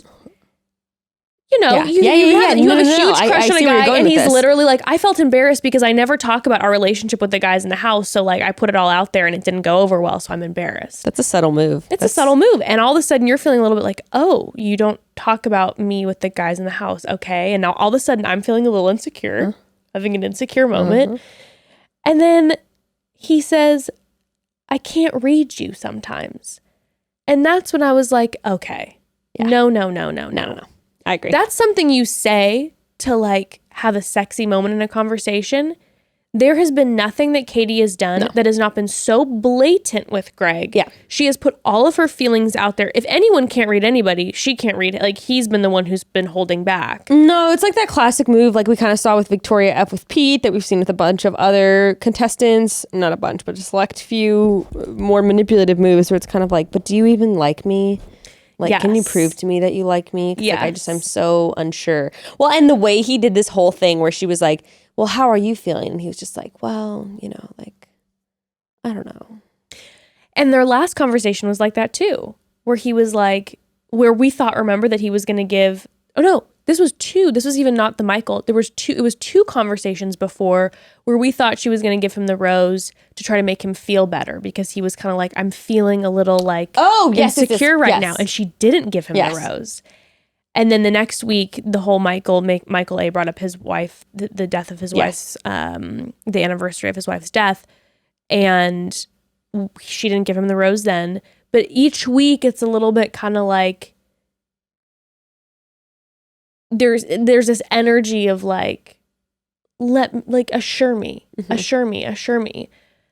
This is, I think, maybe the first time that he's like, I'm falling for you. Right. And I was going to say that too. Normally he's sort of avoiding any sort of committed phrases of affection. But Blake's in the house now. That is true. He's got to step it up a notch. He's got to step it up. And the weeks are cutting down. So more connections are forming. So now, but he then says, he doesn't just say that, he says, I can't read you. So it's just kind of this, it's just this dynamic, this energy where I feel like she's always having to be like she's so over the top into him. Yeah. But then she's still having to convince him of this, which puts him in the power position always in their relationship. And he continues to do this. And I go, my guy, if you really can't read her, then, well, that's a whole different that's a whole different issue. That's a whole different problem. I don't think that's what's happening here. Blake, just got to quickly say the sexual tension between the two of them. Dude, the level of sexual tension, I thought this episode that they were going to have sex. I was waiting when he went to visit her hotel room and they were just kept being up against the walls, making out. I was like, oh my God, is this going to be like basically like a play-by-play, like a Nick Viall with Caitlyn? She brings him in later, they end up having sex. Is this going to be that situation? I was really hoping for it. Well, she did, by the way. She said that she was in Women's Health magazine, and Katie did say that she did have sex in the fantasy suite. So we do know that happened. Good for her. More power to her. More power to her. Okay, mob boss. Oh my God. This is just killing me because he's throwing around these lines with his conversation with her where he was like, I would never speak ill of someone. However, I hate to compare Hunter to Thomas. However, they're just doing all these things. They're like, well, you must not hate it, or you must never, and hate seem to be weak words for you, sir. I was dying. It's not part of my character to bring. Also, by the way, the lines that he was bringing up were the most mob bossy. I hate to speak ill of anyone. It was. I hate to throw him under the bus. An Italian restaurant. But I have pushed a man or two under a moving bus. Literally before. He says the concerns are being raised. Like the lines were absolutely perfect. But again, this is a moment where he talks about he's calculated, super fan of the show, using the Greg lines in his conversation with Katie. I was surprised that Mob Boss came so direct with Katie about it. Yeah. Mob Boss has nothing to lose at this point, right? Mob Boss is like, I'm going down in flames. There's really no connection. We're just going to try. We're going to try. Now, Hunter, though. When Katie ends up talking to Hunter, though, after all this stuff is brought up, I was like, dude, you would have been a lot better off just, I don't know. I felt like he was kind of skirting around stuff, and I felt like that made him look worse. And then it made him look like he was hiding something when he really doesn't have anything to hide. I feel like it was one of those situations where, you know, when you don't have anything to hide, so you have nothing to say. It's literally like, what are you supposed to say in the situation? Like, yeah, I'm a big fan of the show. As are you, Katie. It's like, we know she's also a big fan of the show. I guess that he could have used that as a conversation. Like, we're both big fans of the show. But like, yeah, what are you supposed to say in the situation? They're telling me that I'm calculated. They're telling me that I'm here for the wrong reasons. I'm not. Well, I think he could have been like, look, the biggest accusation that they're throwing around about me is that I'm familiar with the show. And I am. And, you know, I love it and blah, blah, blah. And that can coexist with the idea that right now I'm falling in love with you. And that's why I believe in the process.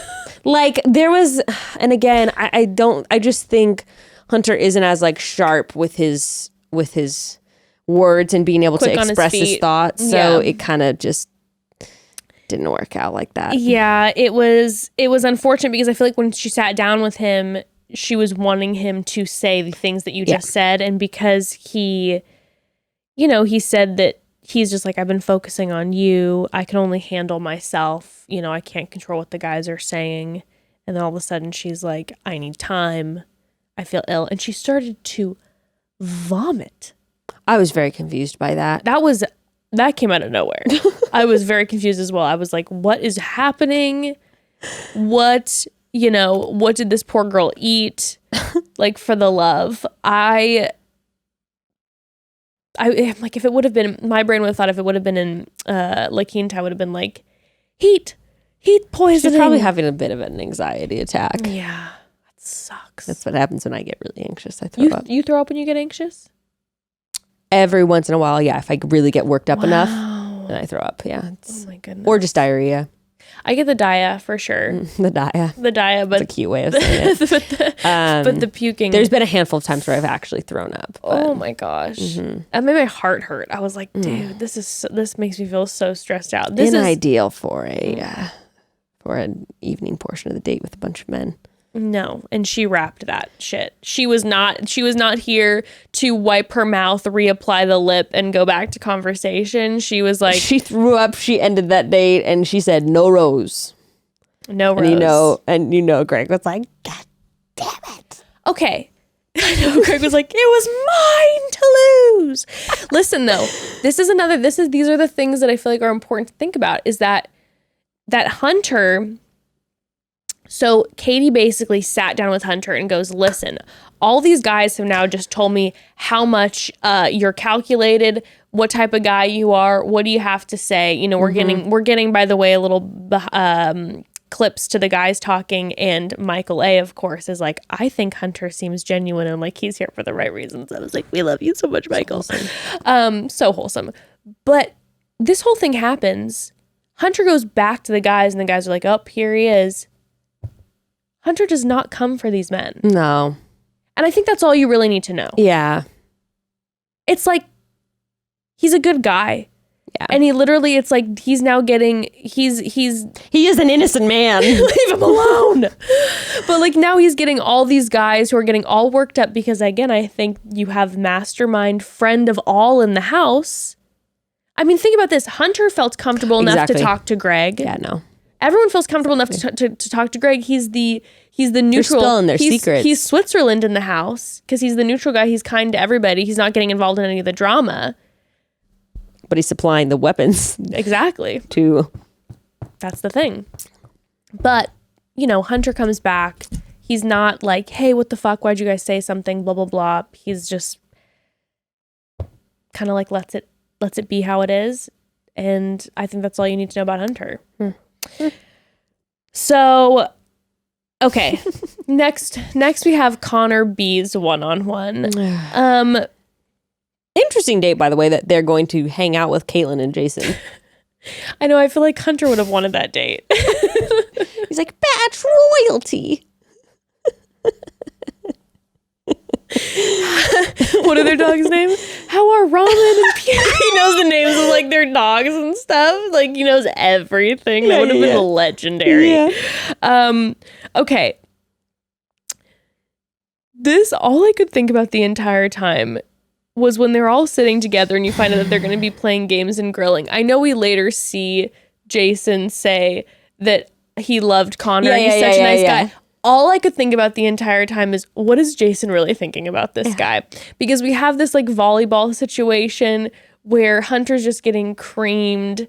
He's Jason like throwing this man is beta, and I do not fucking approve. He's throwing out sushi puns, and then when they're grilling, Jason is grilling, and Connor's just standing next to him. Jason's like, will you hand me that barbecue sauce, my guy?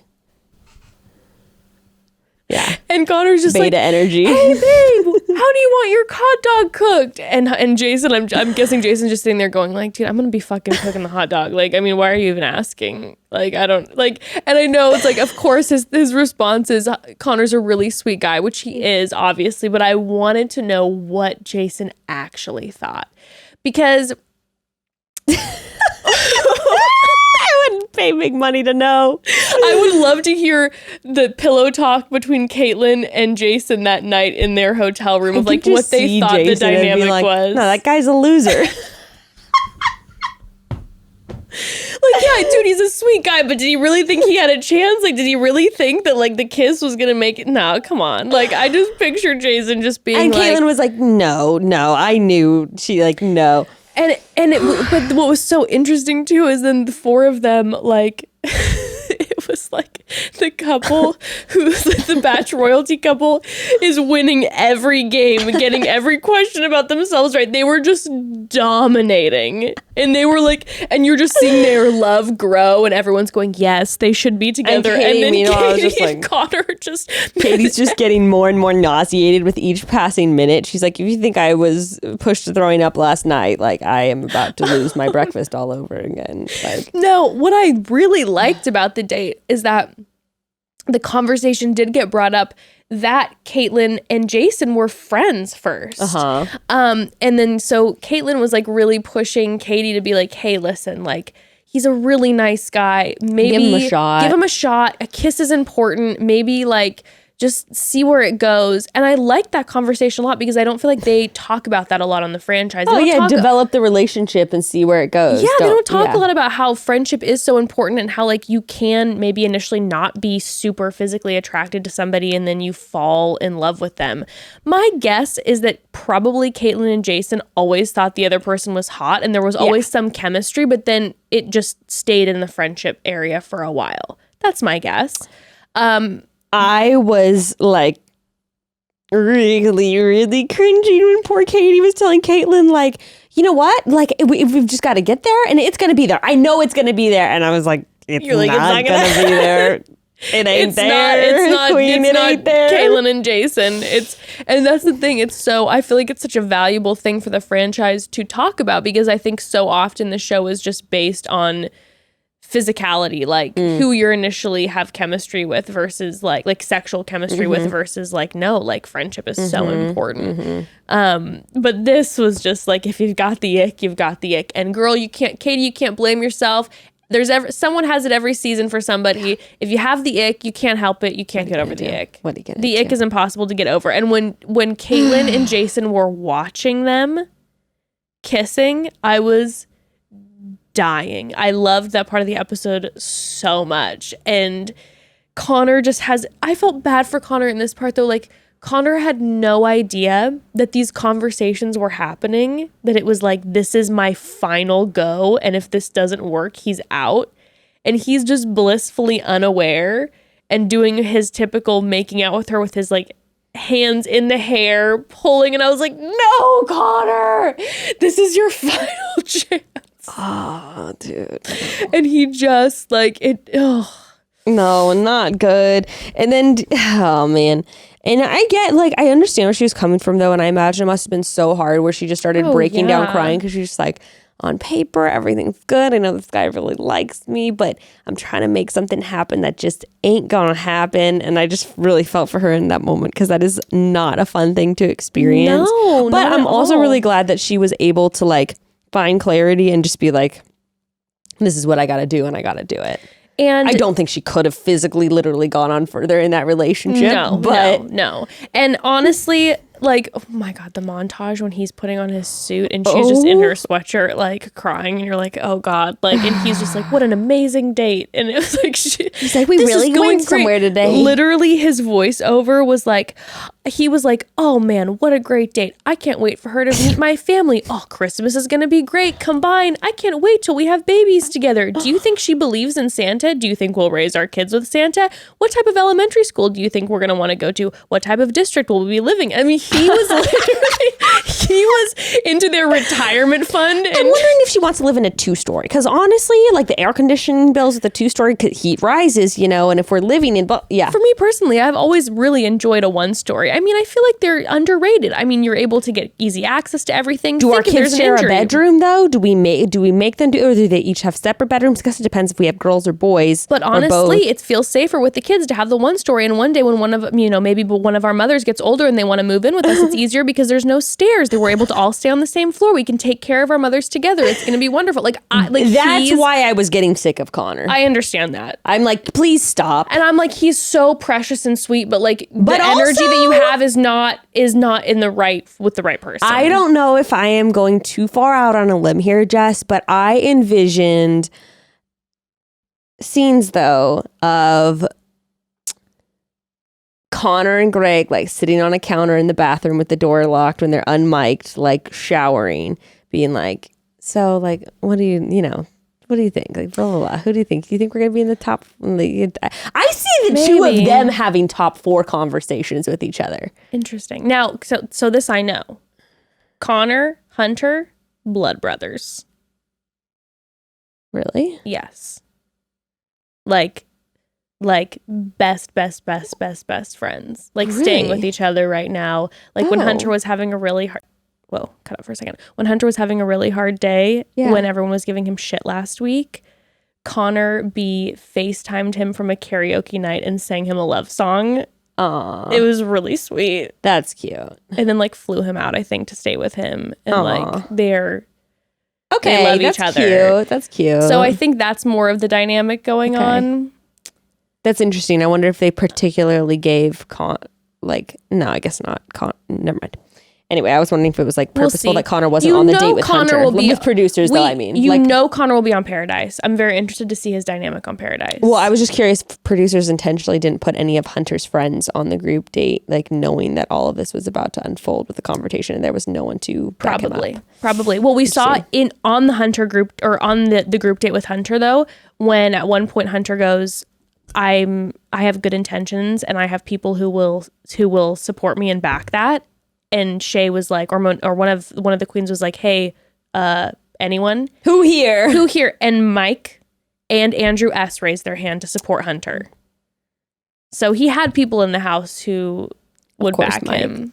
But again, Michael, and Andrew, I think, well, no. Mike was the one who delivered the Carl news. But with like Thomas, they were all, I mean, obviously Andrew S. was very like Carl, though, was honestly to me probably one of the most justified, like, it was like he's gotta go. Like this is out of control. He's literally bringing false information. Yeah, exactly. He was starting shit with the guys, so I felt like that was a fair one for them all to unionize against him. He's literally going to you and being like, there are people here for the wrong reasons, and he has no idea what he's talking about, and he's just starting shit. Right. Yeah, but anywho. But yeah, Connor just has no idea. But, you know, I'm like you were saying, I'm so happy that like Katie did do what she needed to do, and Connor couldn't have made it easier. Yeah. He was just like, he obviously was devastated, but then he was just like, I know it's okay. Literally cut her off. As she's trying to explain, he's like, I know where this is going. It's okay. Just breathe. He knows she's going to break up with him. And he just like created a safe space for her and was like, it's okay. It's okay. I want to hear your opinion though. Was it too honest when she said there was something missing in the kiss instead of generally saying that I don't think the chemistry is there? I wrote down when she said that, the angry therapist would be so proud. This is so honest. It was so honest. And you know what? Hopefully this is something that he can grow. I'm just going to say there are probably some women out there who want to be kissed like that. It's a little much. And actually it might be good for him to hear that. That's what I'm saying. It's one of those things that it's like, this fucking blows so bad to hear. Oh my God. It like actually it hurts my body, but it hurts in my chest. But it actually is then something that he can walk away with without these like question marks where you go, well, fuck, I don't know what it was that was missing. And you'll be much less likely to repeat you know. Yeah, it'll be like maybe next time, like He's gonna, he's gonna be watching and analyzing every point of everything. their And I'm makeup. sure he's heard, from people watching this show now for the past couple weeks, be like, "Whoa, my guy! Like this is just, a kiss is a dance. Like it has dynamic. It's just not the same every time. Like we don't need the hair pulling every single time." But it was painful that she said that, but I did think I appreciated that, and even as much as it would hurt, if I would have been Connor, I'd like to know if you're breaking up with me. Instead of just being the chemistry is not there. Because let's just say for him, the chemistry was so there. And then the other person goes, the chemistry wasn't there. I feel like I walk away going, man, am I out of touch? Like, it was so there for me. Like, what am I missing? And then when the person looks at me and goes... Well, he's still going to think that with the kiss. He's like, man, am I out of touch? I thought the kiss was but then it's an active step. Yeah. It goes... specifically what it is. The kiss, it was just... And it was like, okay, well, gotta check maybe the breath. I remember one time someone gave me, back in high school, a very, very harsh critique of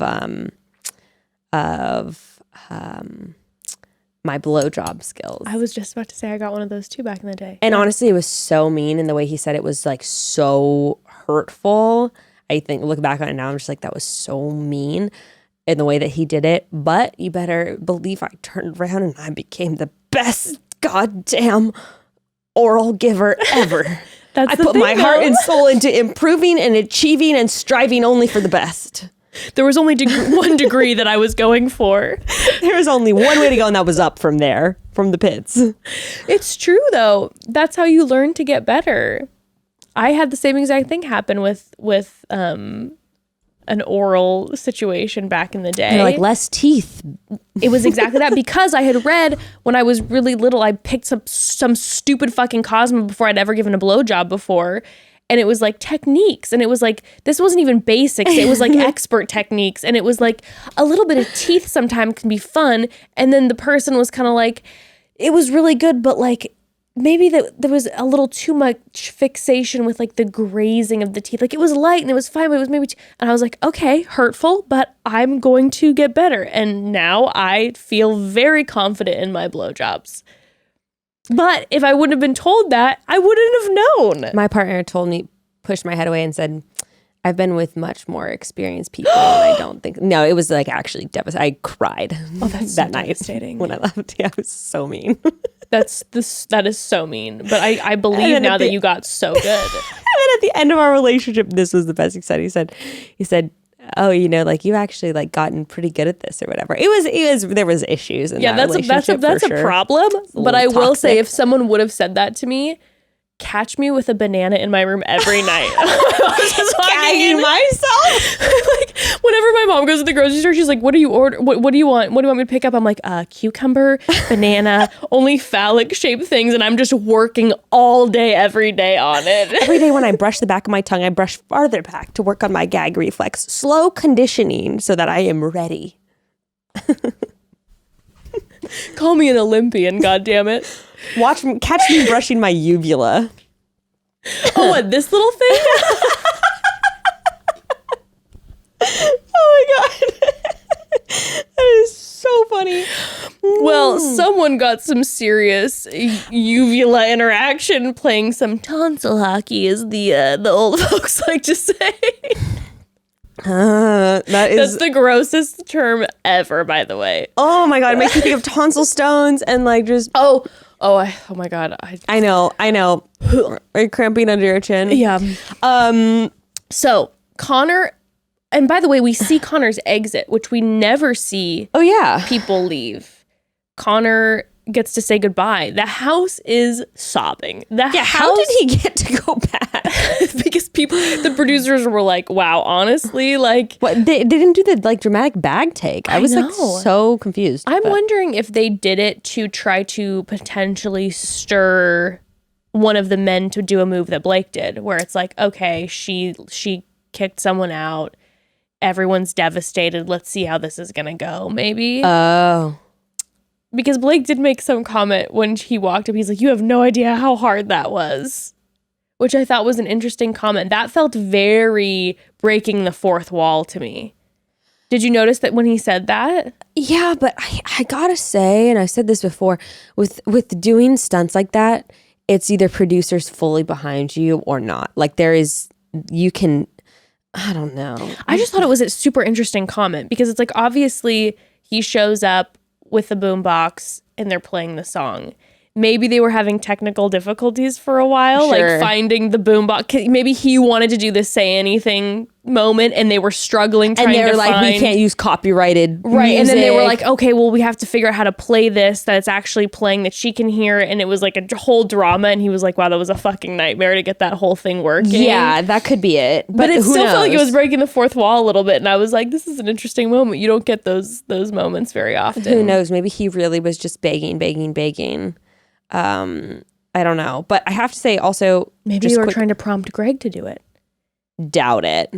Greg would jump on that in a fucking heartbeat. Are you kidding me? True. No, I think they wanted Blake to do it. I think because there's been already this narrative established with Blake where he's this sort of a sneaky respite from the whole experience for her, and he sort of provides that sort of like emotional release in a way of being like, oh, it's just our special thing, like apart from the show. And I think it's what's kind of keeping her sane throughout this whole process. True. Quick aside though, I will be waiting to see Connor's kissing skills on Paradise, and I'm sure that will be an essential theme of his role on Paradise. It's like I actually hired a kissing expert. Now that you say this, I'm getting Evan Bass flashbacks. With them having to do the chili pepper kiss for however long. So I see Connor's intro being him like making out with a pineapple and then turning and being like, oh, for sure. Definitely him making out. He will have a date where they have to do some sort of kissing thing. Will it be an Evan Carly situation where he finds someone that he is over the top for and they are running away from him and then it ends up working out? Or will Connor be kissing everyone and it's kind of a fun, playful thing for him where he is like the kissing bandit of the beach? What if he gets really good at kissing and so then everyone's that's what I'm saying. Like, what if he's the kissing bandit of the beach and all the girls want to make out with Connor? You take your power back, Connor. You take your power back. You kiss everybody. Oh my God. I hope so. I hope he's on the beach kissing everybody. Well, I have to say, poor Connor, it was like Connor who once Blake showed up. She was so sad. And, definitely from like you don't want to hurt sweet Connor. Yes. And then you hear that music.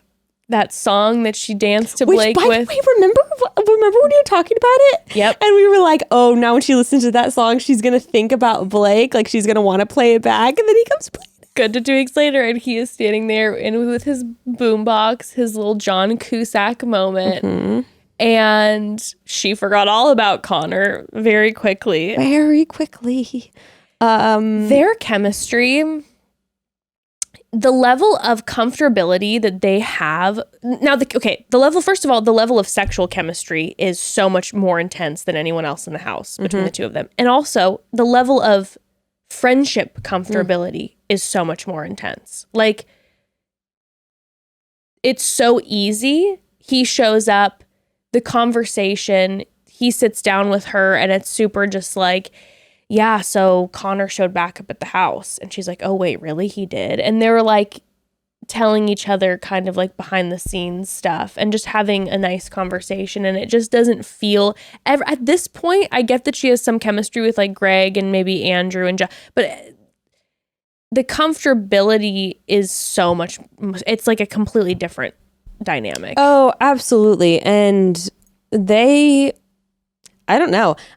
Some people just like don't like them together. I think that it is such a turn on watching them together. I'm like, yeah, if you don't think that I was feeling hot and bothered and like ready for Evan to be home after I was watching that, then you have another thing coming. You're wrong. I was like, whew, okay. And I normally don't feel that way about watching people make out on The Bachelor. I'm kind of like, ew, normally okay. I will kind of like turn away a little bit because I feel like I'm invading privacy. Oh, like, I was just like, when's the only... So more content coming our way soon. When's the OnlyFans, guys? So their fantasy suite episode is going to be the longest one, right? It's going to be the most extended one. We're going to see all the foreplay, right? Please. No, for real though, it's very. I feel the same way. I get very hot and bothered watching it because it just feels. It reminds me of. Not that I'm saying that their relationship is immature, so don't get me wrong when I say that. It reminds me of like young moments. Like I have like when I watch them, I'm like, oh my God, I remember when they were making out in the hotel. I was like, oh my God, I remember when Evan and I were dating and we were like, our parents were staying at that hotel and we were like making out in the hallway and like da-da-da-da and like we were up on the balcony. Like I'm having all these like youthful flashbacks because the passion feels so unbridled in horse terms, like Blake would enjoy. You know what would be the most amazing move is if after a finale, a couple actually did release one OnlyFans video. The amount of money that they could make off of charging like $25, you know, whatever, for access to the OnlyFans, like they'd make a lot of money. They would make so much money. The amount of hate that they would receive would be next level. Like right after they get off the show, and there's such a conservative audience that watches, and that would make headlines everywhere. It's a genius move though. It's a genius move. It would make headlines everywhere.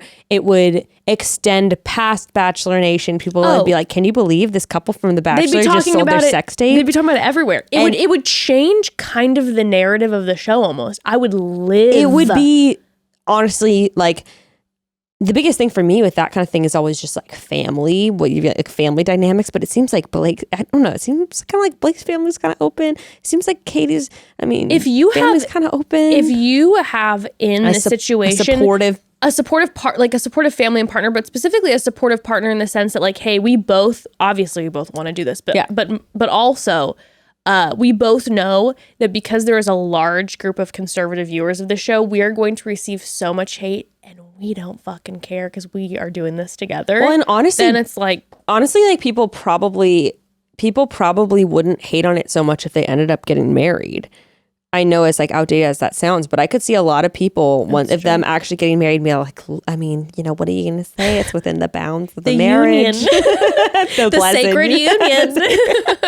You know, I think regardless of the backlash, it would be the absolute like smartest, craziest move ever. Oh yeah. They'd get tons of publicity. They'd be going probably on talk shows. Like, consider it.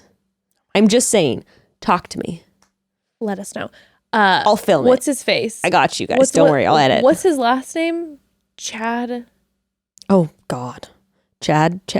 Yeah, what's his last Bachelor name? Chad? Yeah, I guess.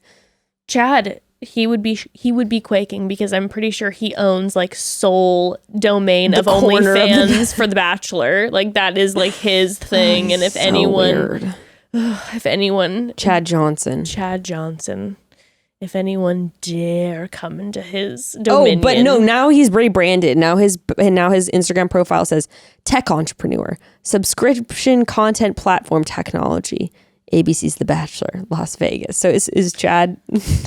I feel like he rebrands every couple months. I can't keep up with this man, honestly. Like a few months ago, he was like porno king. He was like literally, wasn't he like writing Chris Harrison? Like he was like writing things on like the sides of cars about like, I think making like needed help. Yeah, help. He was dropping. I feel like he was doing some Instagram lives that were very concerning. There was a lot going on. Yeah. Anywho. But the two of them love it. Sell your sex tape, king and queen, and I will buy it. Also, I will say there were a few moments when she was dangling off the balcony where I was like, oh my God. Liability! Blake, pull her up. This is not covered by ABC's insurance. Get back up there. And then he said that he's fallen for Katie. Oh, I love, by the way, when after he goes and they are having their Mac Fest for however long, he leaves, the level of confidence, he's just like, you know, I've fallen for Katie. She's falling for me too. He says, it's impossible to deny Katie and I are going to fall in love. It's just so confident and so blatant. He's just like, we will fall in love. And I think that's going to happen really soon. Now, we see clips of him in the next episode talking about how he can't tell her he's fallen in love with her yet. And so I'm like, is this going to be a thing where he will not say I am in love with you because he does not feel that way yet? I think it's blown out in the previews. That's my prediction. I wonder if the way that they're editing the preview is that he's wanting to tell her that he's fallen in love with her and he's trying to have the right time. So he's like, I can't tell her yet. So he's trying to I think it's more of that. That's my personal prediction. What was I going to say? Oh, and I've seen some people being like, what's the whole deal with Blake? Here's my thing. From what I've seen, Blake is unproblematic, and the whole point of the show is you're supposed to stand the person that is the best for the lead. And that's how I feel about Blake. Yeah. I really like him. I really think based on you have talked about, his social media presence is totally just, he's just he what just you loves see animals. is what you see is what you get. Yeah. And I think that they're a great match. Me too. I know people are like, well, all we've seen is chemistry between them. I'm like, no, I think that with some people it is just truly a sexual relationship, but I don't get that vibe from them. I feel like I've seen that on The Bachelor in the past where it's these people just have chemistry. Perfect example, Pete and Victoria. Like, you guys just want to fuck each other. Yes. We get it. Yes. I don't see that with them. I see something more where there is, you're talking about, a level of safety and comfort with each other that we see expressed through their physical chemistry with each other. I completely agree. So, completely agree. That's my take on that. Well, Katie is feeling a certain type of way because we get to the cocktail party she's like, and fuck this. No, she's like, it's after my night with Blake, I'm feeling pretty confident. She's like, nice knowing y'all. She's like, hey, just so you know, I'm not here to waste anybody's time. I'm going to axe a bunch of you. And in fact, I'm not even doing the cocktail party because I don't want to waste my time. I don't want to talk to you. So we're going straight to the rose ceremony. And I'm just picturing Mike Fleiss being like, no, the formula. The formula. She's just like, no, fuck this. I'm cutting all these people and we're not even gonna have the cocktail party. I do want to have a special shout out to Trey with his leopard suit jacket. Hello, I need it. What a look. I am so sad that we had to see him leave on this look. Give us more of the suit jacket. We hope to see it in paradise. So who's the 5? We got Bye Hunter. By she Connor. Ended up, she pulled Trey. It was a full bloodbath. She took Hunter outside, thought she was gonna give him the rose. Nope, she did not. No. So yes, men gone. Hunter, mob boss, Aaron, and Trey. So we have remaining Blake, and Connor. Okay, got it. Justin, Andrew S, Greg, Michael A, Mike P, and Brendan. Which was like, huh? I couldn't believe when she gave the rose to Brendan. Brendan's obviously going home next week. Mike, I think we talked about, I just don't think that the virginity stuff aside, I don't think that they're it for each other. They're not on the same page. I think he's going. I think Michael, again, she's not going to want to take him to hometowns unless she can totally see him as a potential for her husband. Therefore, I stay with my final four prediction. I think your final 4 prediction was correct. Andrew S, Justin, Greg, Blake. I agree. Unless all of a sudden Brendan wins. It's like, well, that was out of left field. Talk about the most dramatic season ever. What a twist. Yeah, now that is the most dramatic season ever. He doesn't even get a hometown date or a Final Fantasy suite. And he somehow... Now, that big guy from the back who knocks on the door... Oh, yeah. That could be Brendan. It was Brendan's physique. Where she was like, I'm so surprised to see you here. That could be Brendan's physique. Big shoulders, broad, thick neck, shaved on the back. And it's not Blake? I don't think so. The hair was lighter, I think. Does she have any brothers? I don't know. Could be Brendan. Brendan just won't leave. He's just making sure. So yeah, those are the guys who are left. Oh my God, what if it's her biological dad? Oh, wow.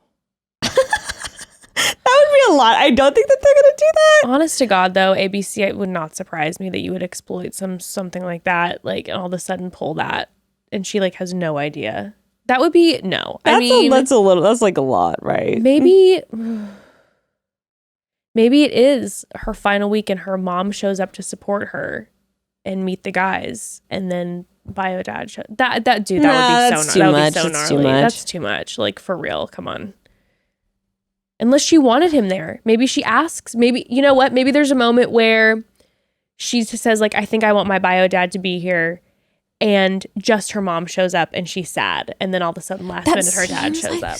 Dude, but that seems like so much backstory to have to talk about. Like, I guess the insinuation is maybe that her mom cheated on her dad with her biological dad. And then it's like, that just seems like it's too messy for even ABC to go with. Maybe. Unless maybe that's why we heard about it on the Justin date, because they're going to be starting to talk about it. God, maybe.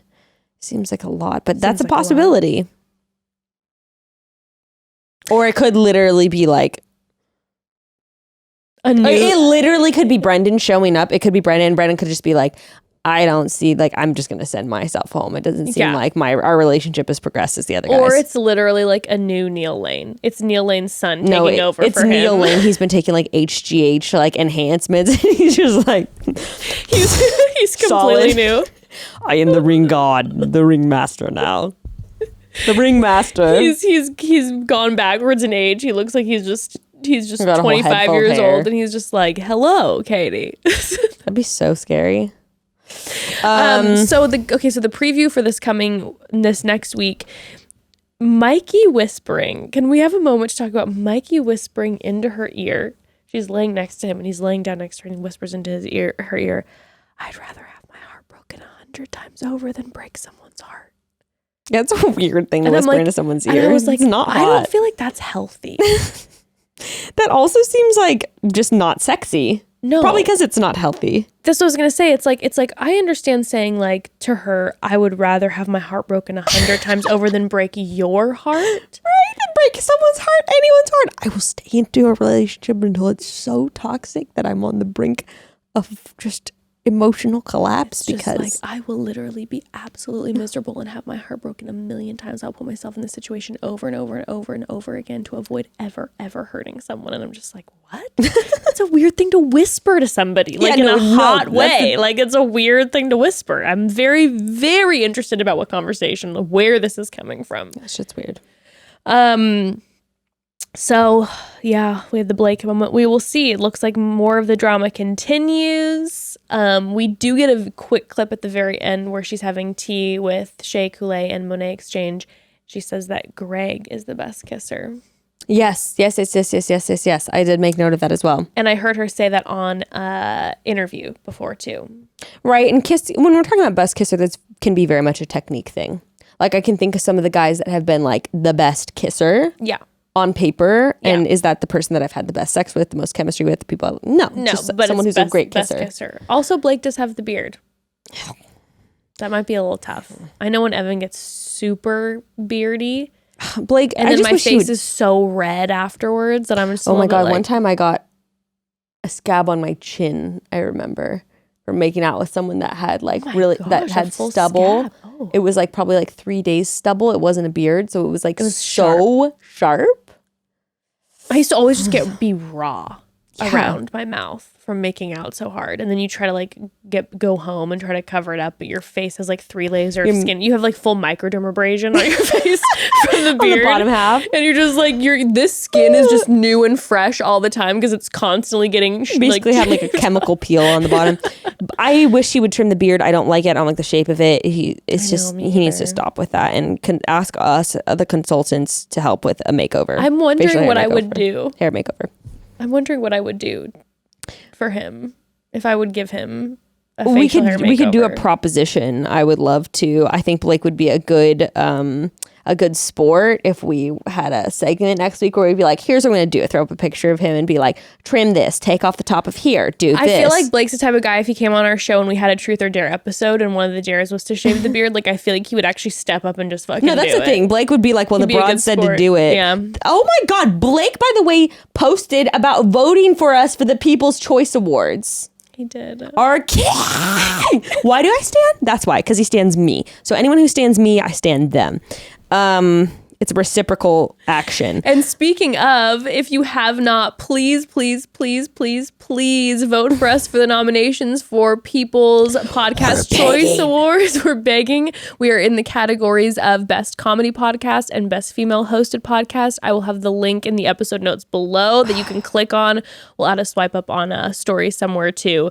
But please, I think the time is slowly running out. So please run and do it now. Please. And also, speaking of truth or daring Blake to do that, I would actually love. Oh my God, Becca, if Katie and Blake are together, I feel like they would be the best couple ever to do a truth or dare episode with. If me and you did a truth or dare episode with them, oh my God, they would totally do it. Yes, they'd answer all the truths. They'd do all the dares. By the way, here's my proposition for Blake. I think he does like a short buzz, like kind of what Gray has. Like a shorter, I'm showing you the photo right now, one on his page. A short buzz. Okay. None of the top hair. And just shave off all of the facial hair. He's got great bone structure, a great face. He does have a really nice bone structure. I just say like a good old kind of marine look with kind of like this buzz, not too short though, and just no facial hair. Nix it. I would love to see him without facial hair. He has a really nice smile. You'd think that you want to highlight or at least just shave it to like 5 o'clock shadow. I mean, he seems like the kind of guy that's going to have a 5 o'clock shadow at 5 o'clock. That's true. After shaving. So I say just shave it all, you know?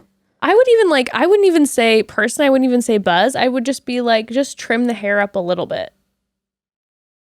I want to see him with a buzz. I think he would look super sexy with the buzz. Oh my gosh. Yeah, keeping this length on the side all you're across. Right. No, none of this, which we've never seen actually on his Instagram. He doesn't have a single photo of him without the facial hair. So, guys, if we win People's Choice Award, Blake is going to shave his face. You heard it here first, right, Blake? It's like listening to this right now, being just like, whoa, whoa, whoa, whoa, whoa, whoa, whoa, whoa, whoa, whoa, whoa, whoa. I think Grayston is going to tattoo my name on his body. For real? For real? Yeah. Would he tattoo Chatty Broads on his body? Chat soon. It's not as good. He would do Chatty Broads, but that's not as good. Rebecca's such a commitment. I feel like he needs to tattoo Rebecca on his body regardless. Let's see this happen regardless. Can the 4 of us get a Chat Soon tattoo? Okay, that's cute. And he has to get Rebecca. Somehow Gray has to do both. Do we want the boys in on the Chat Soon tattoo, or do we just want to make that our girls thing? That's true. That's probably like more of our thing. Like, yeah, they're new. Our they're podcast, new to this. Bitches. Stay out of it. It's not yours. It's ours. Speaking of them and Truth or Dare, they had a Truth or Dare episode this last week with Craig Conant. Becca and I were like, we were putting together the shit for them, and we were like, we want to do this. This is fun. So on Thursday, really tune into us doing just Becca and I doing a lone solo Truth or Dare episode. It was actually very fun. So tune into that Thursday, and we'll chat soon. Chat soon. Also, merch is coming out end of next week. Boom. Shakalaka. Oh my gosh, yes. We will chat more with you about that on our Thursday episode. A lot happening. Thanks, broads. Chat soon. Chat soon.